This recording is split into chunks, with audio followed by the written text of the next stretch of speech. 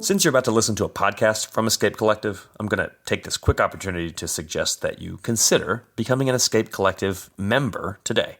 Whether you're into bike racing, bike tech, cycling adjacent tangents, or all of the above, becoming a member at escapecollective.com/member gets you full access to everything over on the website, escapecollective.com, and all of our members-only podcasts. You also get to join our very awesome community of fellow members. So head on over to escapecollective.com/member and sign up.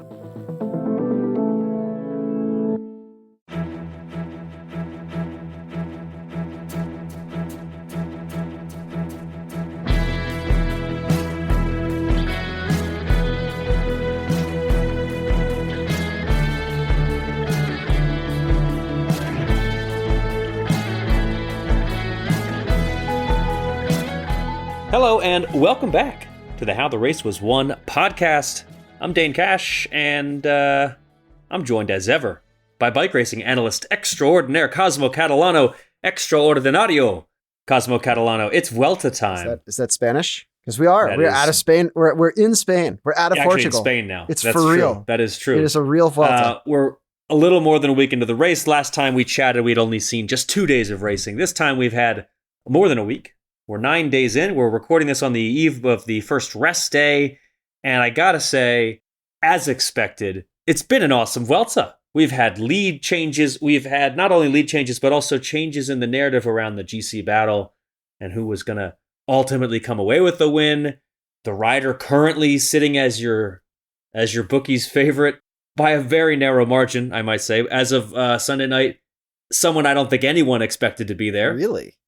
Those bookies, huh? Okay. Those bookies, yeah. We got lots to talk about. What is the Cosmo Catalano headline for the Vuelta so far? Men's Grand Tour racing is much more interesting without Tadej Pogačar. Oh, well, that is... Or maybe, before today, I would have said without UAE, but now, who knows? Yeah, UAE made it interesting. They kind of bounced back. It was a big day for UAE. We'll get to this in a little bit. They took victories in very different parts of Europe today at the World Tour level. The 2 World Tour races going on today, Sunday, they won both of them.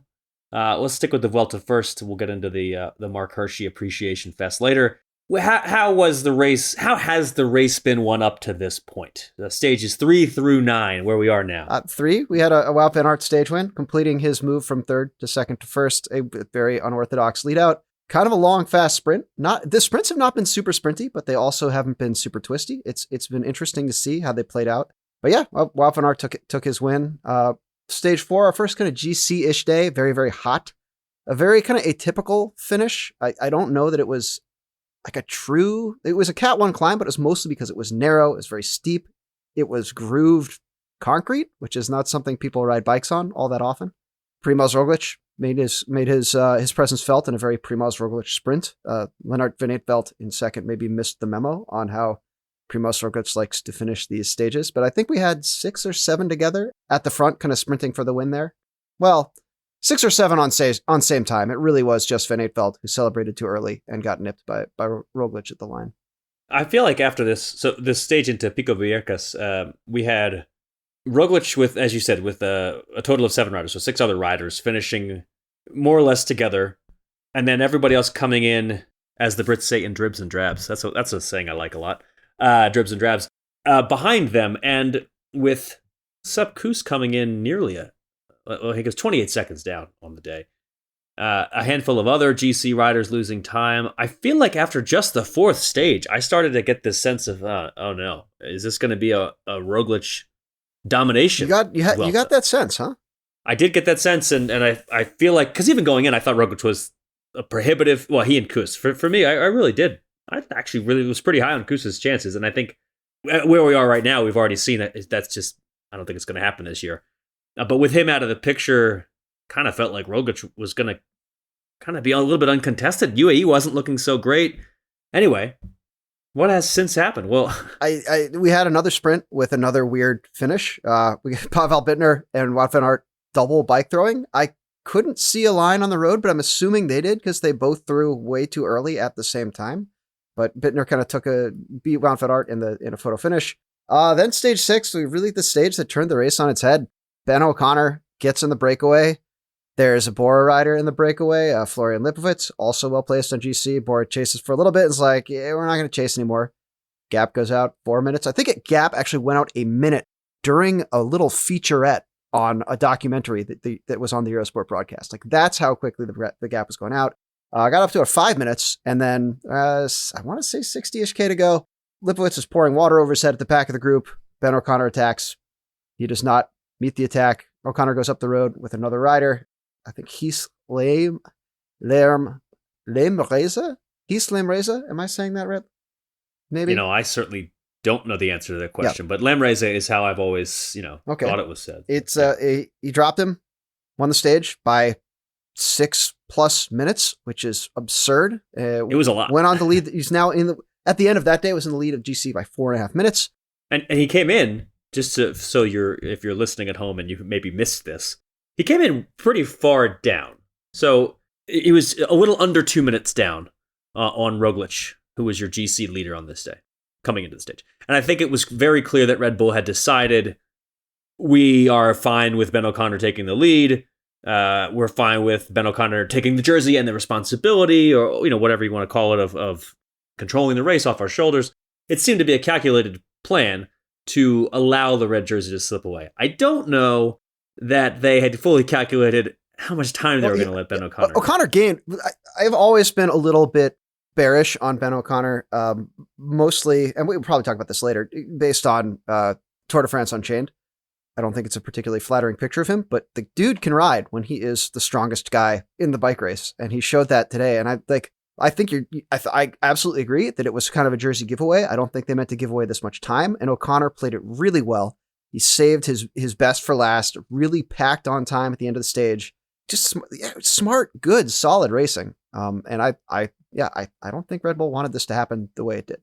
Yeah, they ended up giving, as you said, O'Connor took on the stage, in terms of his gap to the GC group, it was 6 minutes, 31 seconds, put him into the lead by almost 5 minutes over Roglic after the stage. All right, so stage 7, what happened there? Stage 7, kind of unpredictable transitional day.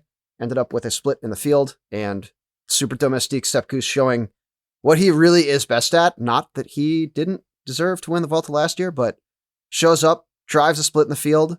Things start to slow down on the flat. All 135 pounds of him gets to the front, driving the group, much to the delight of Wout van Aert, who had sprinted the stage win, and then effusively praise Seppi throughout the rest of the day, in interviews, on hot mics, just blown away by the performance from a guy who really is a total domestique. He has got it all covered. His race awareness is all there.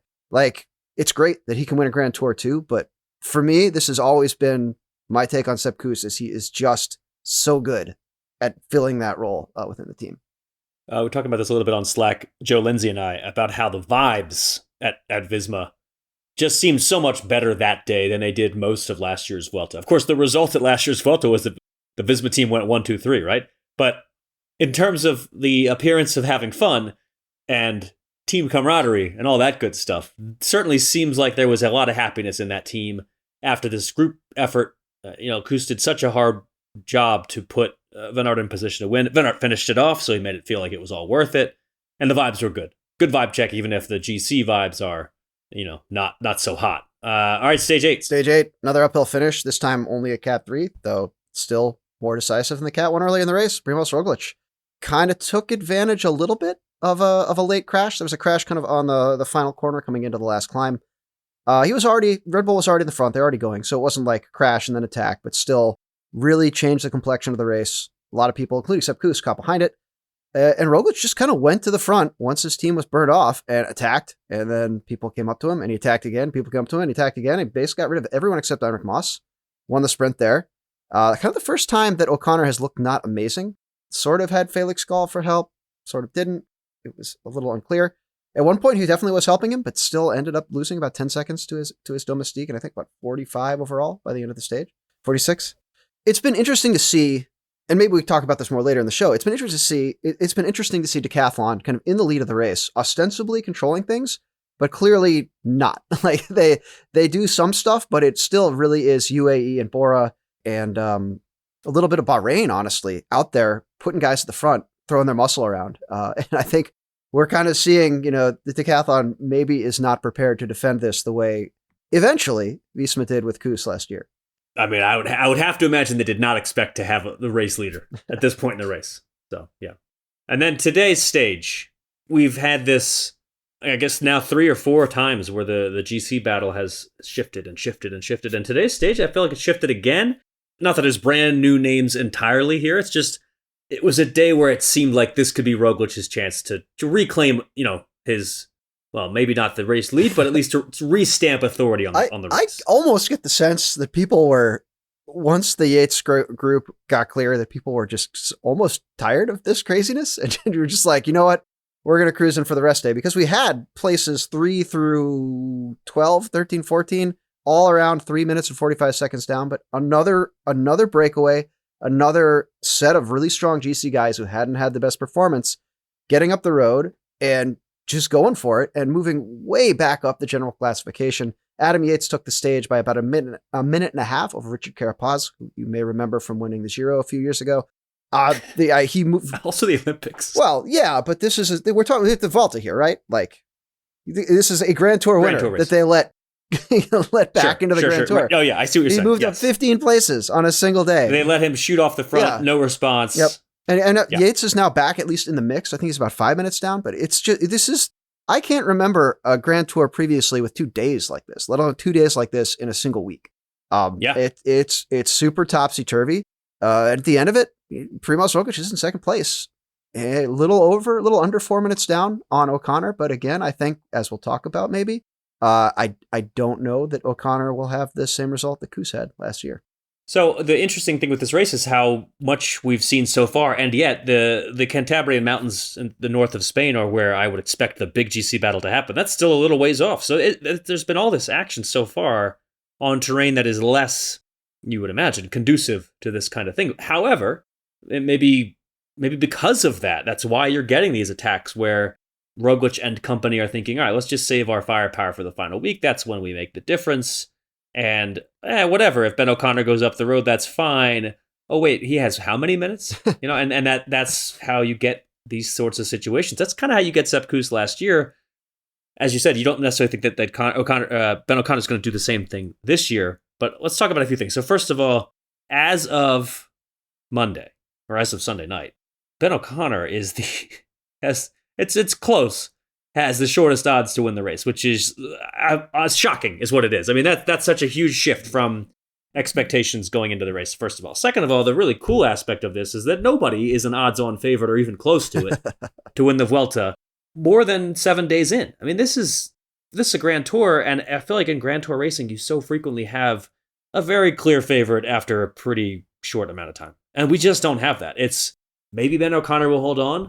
It's maybe Roglic will take back the time, but he didn't look great today. Whereas Enric Mas, although he ended up getting caught, looked really good on that climb. You also have to descend well. Yeah, didn't look that good on the descent. But he did look quite fit. And I think Mas is totally in the picture in a way that I didn't expect him to be. Richard Carapaz and Adam Yates are both kind of at least back in it now. Mikel Landa looks good. It's yes, I'm a broken record, but I'm gonna play it on repeat. This is such a great Grand Tour, and it's delivering the uncertainty yet again. Unfortunately for those of us who are hoping for another American victory, Sepp Kuss is now, pretty far out of it. He would need to do something like Ben O'Connor did, or that Adam Yates did, or who knows what we're going to see, right?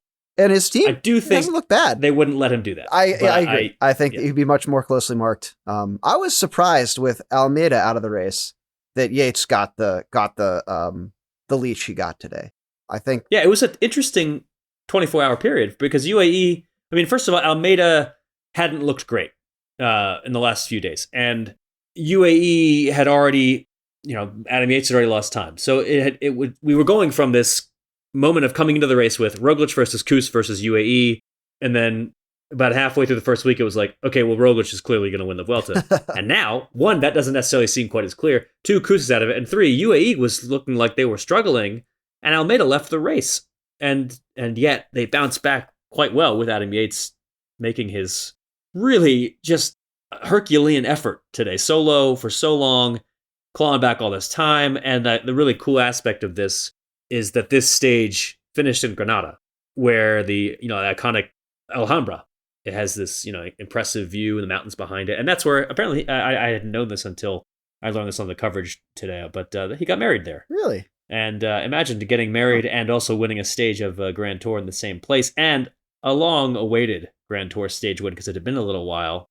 And I know this because Yates said in his post-race interview, effing finally. He was, which was great. He was very unfiltered. Wonderful interview from a guy who tends to say day by day all the time. It was right, yeah, and it was very much not that. It was effing finally. Did he say it was racing like Tadej Pogacar style or something, just going after it with the big all-day move?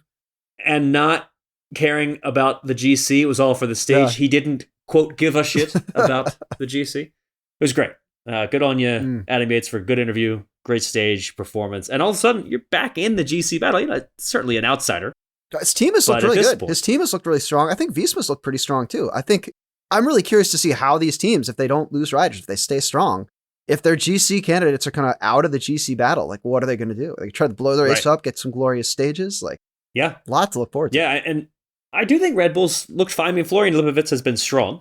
At this point, to me, it's more of like it's both tactics. It's letting Ben O'Connor get all that time when you maybe they put Lipowitz in the group and they say, oh, okay, we've got Lipowitz. We don't need to work. But you probably do want to work. You probably don't want Ben O'Connor getting all that time. Well, it's easy to say that now. If they'd caught Ben O'Connor like 200K from the top of the final climb, they'd be like, now they've got an exhausted team that they chased this breakdown all day. Sure. I do think in the last 45 minutes of that stage, though, they could have done more. They could have done more. And they did. Yeah, they really... They just seemed to let it happen. It was sort of like, oh, O'Connor's up another 5 seconds. Well, he couldn't get another 5. Oh, he's up another 5. Well, he couldn't get another 5. It's like, right. This is the last 5 seconds he's going to gain all the way to 6.5 minutes.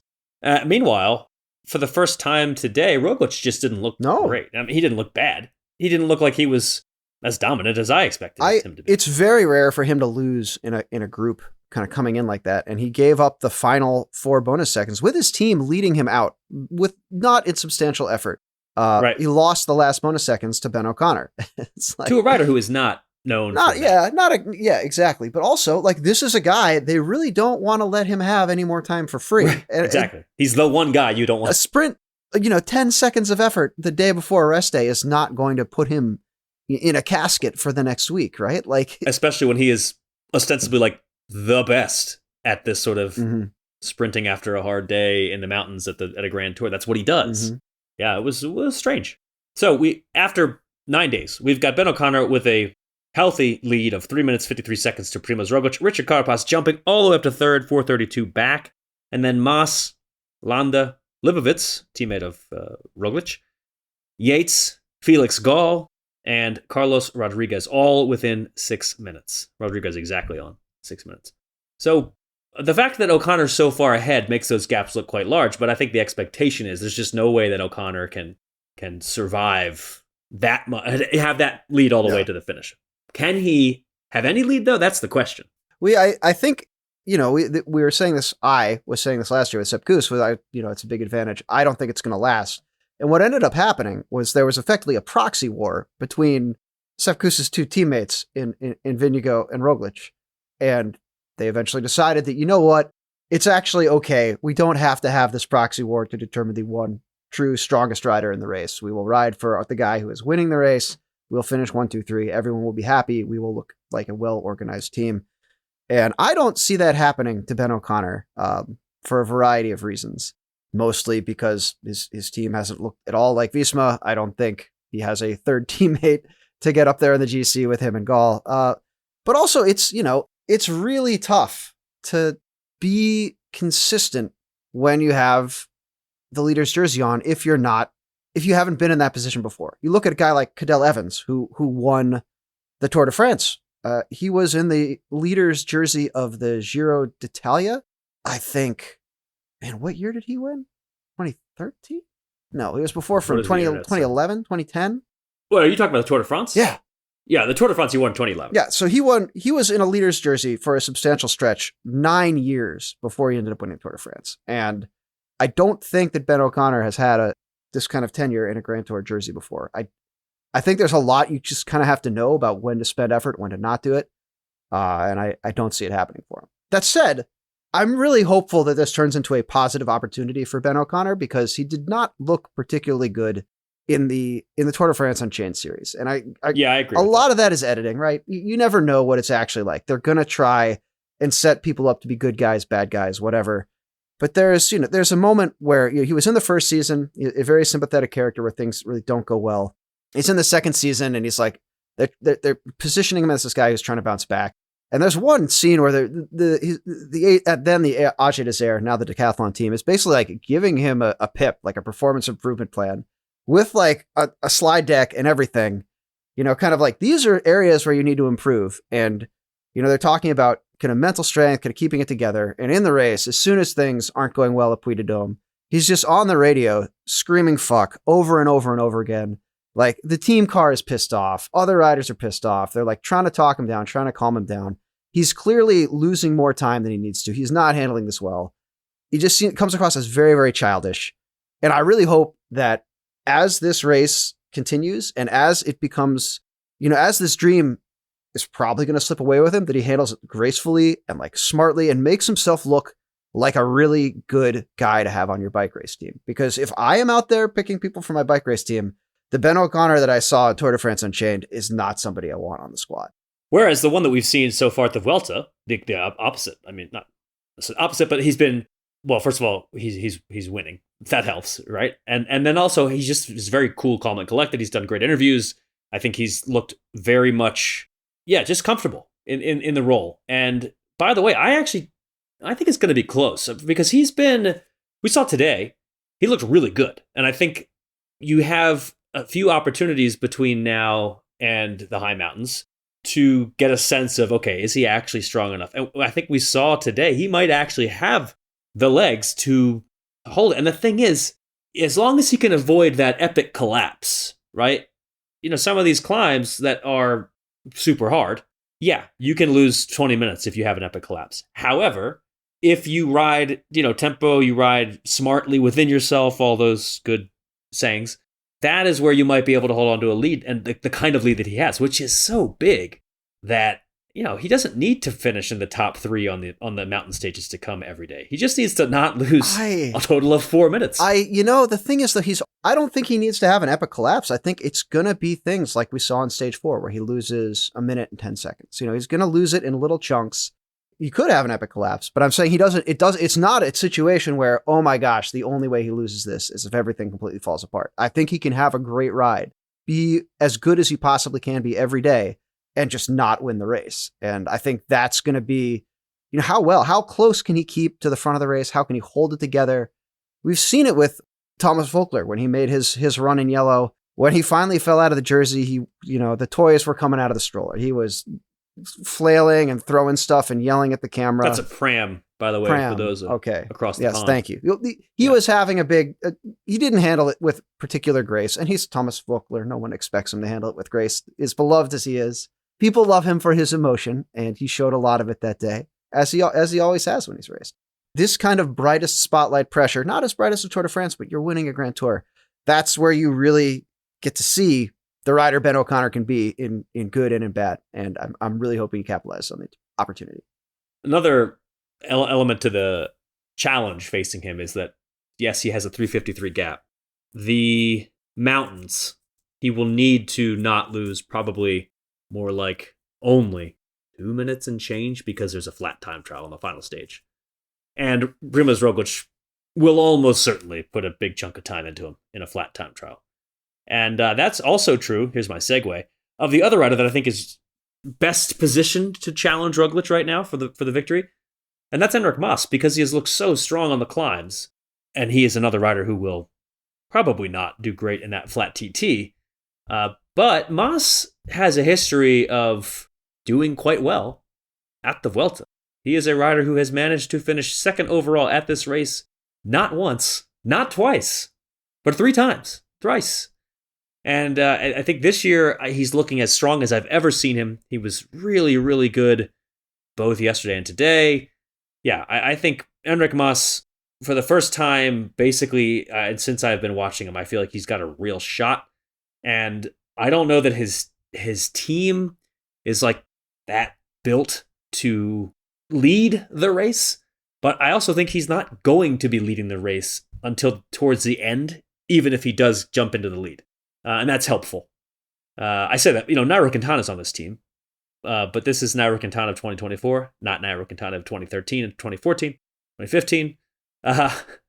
But yeah, Mas looking really good, and I think in the high mountains of northern Spain, you're going to see a lot of Enric Mas. Might see a lot of Mikel Landa as well, who has done quite well so far. He's just looked very comfortable. He's looked. I think this move teams has really suited him very well so far. He looked great in support of Remco, and now he's looking pretty good here. It's not often someone can say that about a move to suit all quick step, but yes, I agree. It's amazing what different situations can do for different riders. You can have somebody who is miserable on one team join a new team and perform really well, while someone else who is on that original team and not miserable also performs really well. Funny thing is, just as sort of a general thought, maybe more of a placeholder's thought, but I can't think of a lot of riders who perform well after changing teams, period. You don't often see a rider leave the team they got good with, go somewhere new, and thrive. I'm not saying it never happens, but it is relatively infrequent. I mean, you look back at the last many, many, many Grand Tour winners, the vast majority are with the team they joined the World Tour with. They came up with that team. Because if a team's going to let you go, there's probably a reason for that. And again, that's not saying that every rider who changes teams is bad. But by and large, you get riders having success with their first World Tour team. That's the norm. I think it's more the norm in Grand Tours, where you have there's far less variability, right? There's a lot of, can you race at your top level for 3 weeks and be a top climber or a top time trialer? It's a really small set of riders that can do that. Sure. Whereas a one-day race, lots of different stuff can happen. And so you can see people change teams.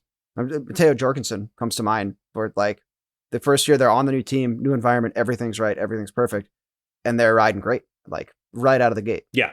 I think Fabian Cancellara had a little bit of success when he moved over to Trek as well. That's true. Be another tiny amount. example. And there's plenty of sprinters, certainly sprinters fit in that mold as well. Cavendish rode for like 87 different teams in his career, and he had success all over the place. Cavendish to Astana. Just get in a time machine. Go back. Which is a team for which Mikel Landa once rode, to bring it back to the GC Battle of the Vuelta. So yes, anybody else? Anybody surprised you? Any performances that have caught your eye at the Vuelta so far? Nothing's, I think it's been good to see Caden Groves take an early win. I think he's maybe struggled to convert his success in Australian racing to Europe as well as I think he could. He also had a kind of embarrassing tumble on stage, 7, I think? The Wout van Aert, Sepp Kuss bromance stage. He kind of bumped. Yes, stage 7. Forgot that his front wheel was his responsibility and didn't notice that someone in front of him was moving a little bit to the side and fell down. It's so weird to say it hasn't been hugely surprising, because it's been a very topsy-turvy race, and maybe because of that, we've had a lot of people that we've already talked about putting on great performances. And most of them are people we have already at least heard of a little bit, especially in the GC. In the stages, so many of them have gone to relative favorites. I mean, Van Aert winning and Roglic winning is very little, not a surprise at all.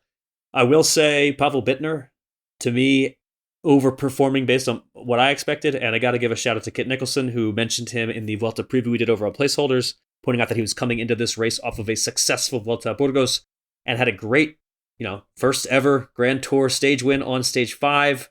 Young guy, Pavel Bittner, just 21 years old, gave a great interview. He's got a little bit of versatility. I think he's got a pretty bright future, and already a Grand Tour stage winner, looking good so far. Yeah, lots of storylines. It's been great. Let's take a quick break, and then we'll go around the league.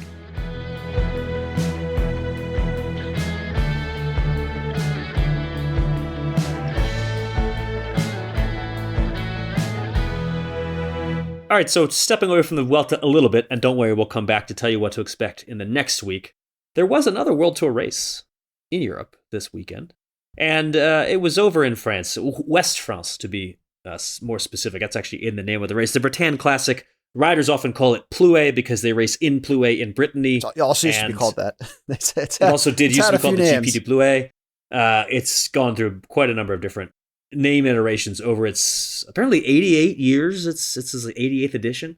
The Plouay men's race, though, the funny thing about this is I feel like going in, I'm thinking there's no way Mark Hershey wins this one too. Wow. And then he starts knocking on the door of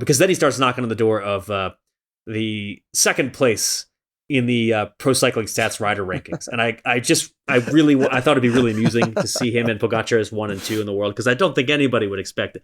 Anyway, Mark Hershey went on to win it. He did it by sticking with the sort of select group of riders over that final climb and then making an attack on a not hill. It was the end of a hill. It was like the very last. Okay.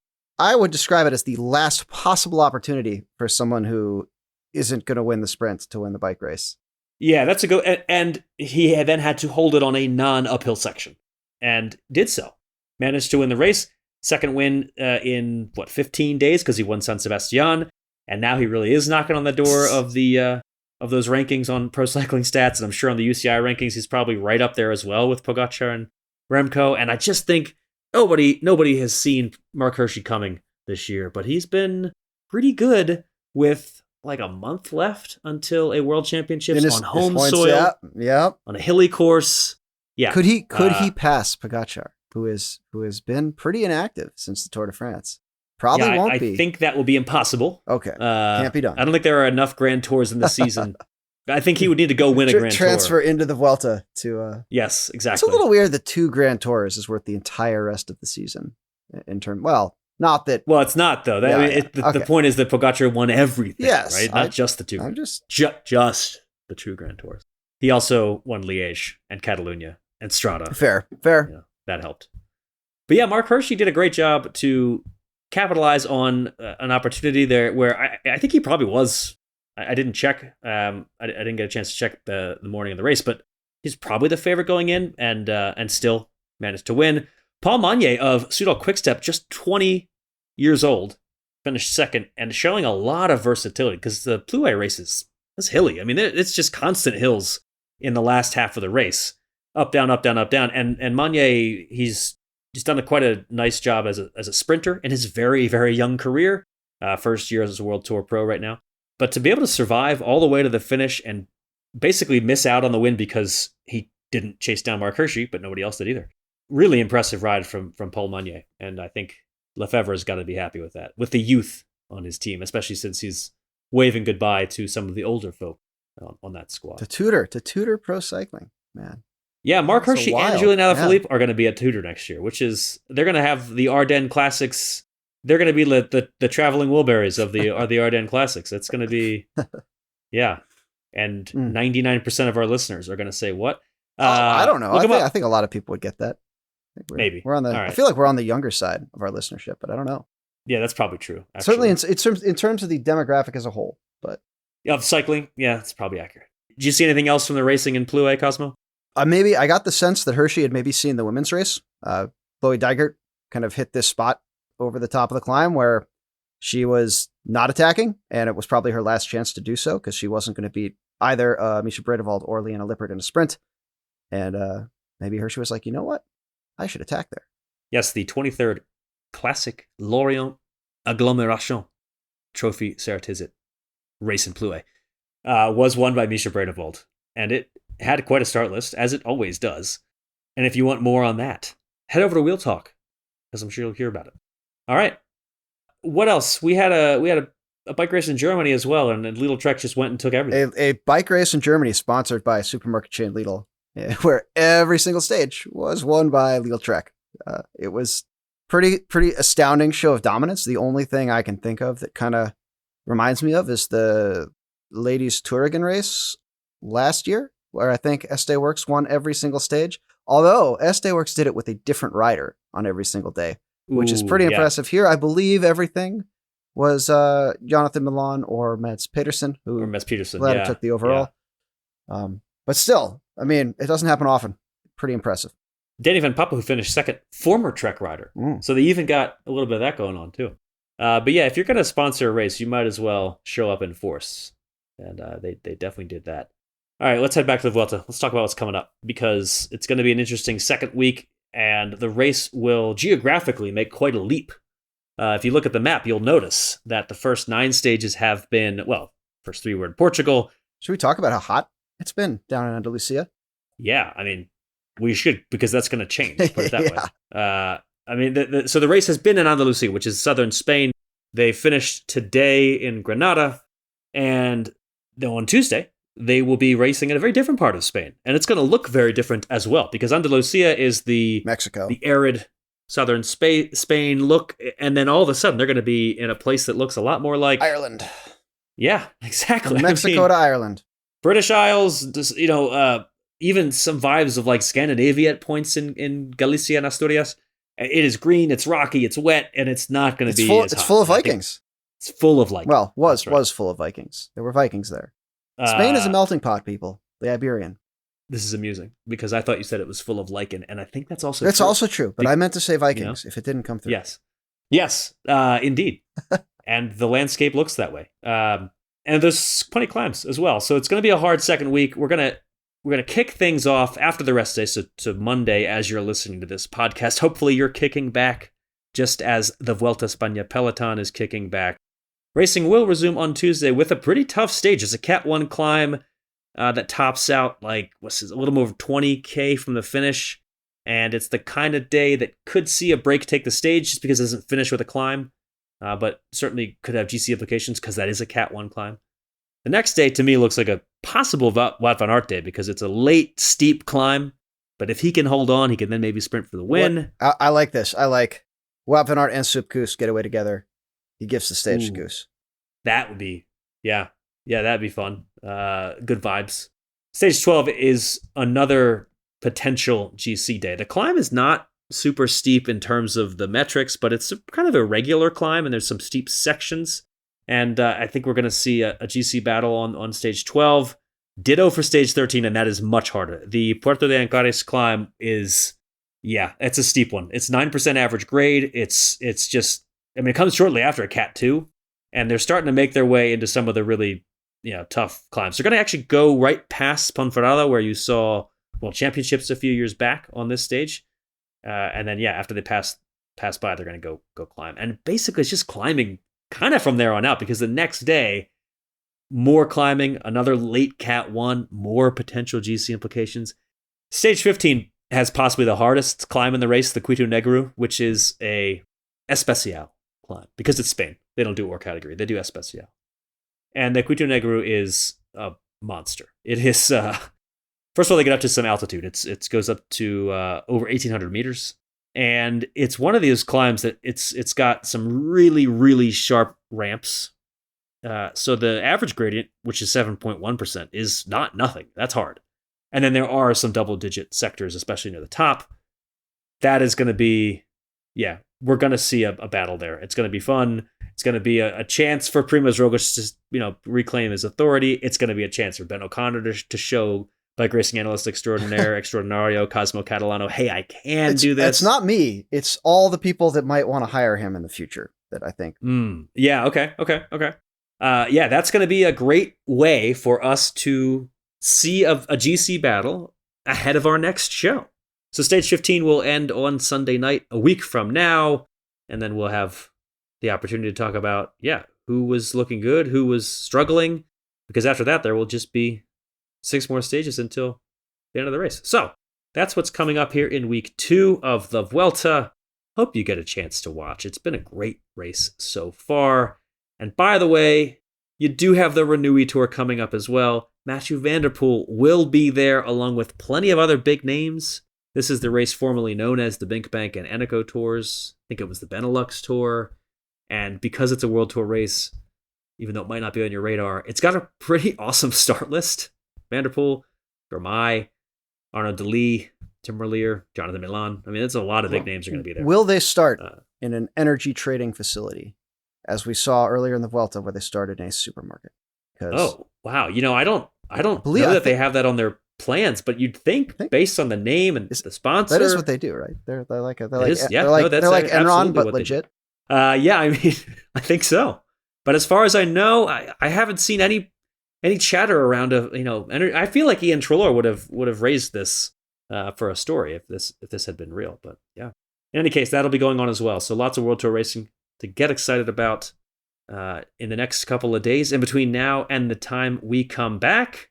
This is, for my money, this is where the Vuelta becomes the Vuelta. I love these wild, untamed, stair-steppy climbs that, I mean, you get, not that the Tour is super sanitized, but you know the climbs are famous. Not that the climbs of the Vuelta aren't famous, but they're like, you would go out and you would race them on Zwift because you get a nice little workout because everything kind of makes sense. And the Vuelta climbs are like straight up for 200 meters and then flat, and they go around a lake, straight up again.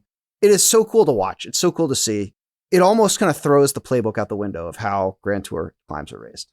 Yeah, if you want to do a nice, paved, relatively regular, hard climb, go to the Tour de France.